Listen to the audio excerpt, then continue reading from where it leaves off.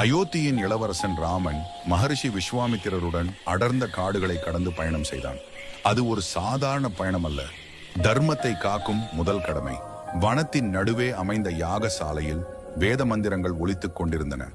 அந்த யாகங்களை அரக்கர்கள் அழிக்க முயன்ற போது அவற்றை பாதுகாக்கும் பொறுப்பு இளம் ராமனிடம் ஒப்படைக்கப்பட்டது.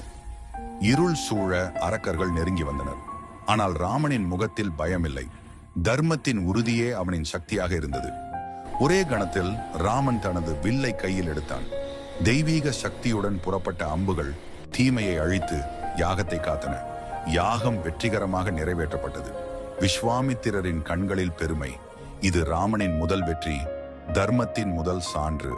இந்த நிகழ்வு நமக்கு சொல்லும் பாடம்: வயது முக்கியமல்ல, பொறுப்பை ஏற்கும் மனமே உண்மையான வீரத்தன்மை. இந்த மகத்தான கதையின் அடுத்த பகுதிகளை காண எங்கள் சேனலை சப்ஸ்கிரைப் செய்யுங்கள். நன்றி.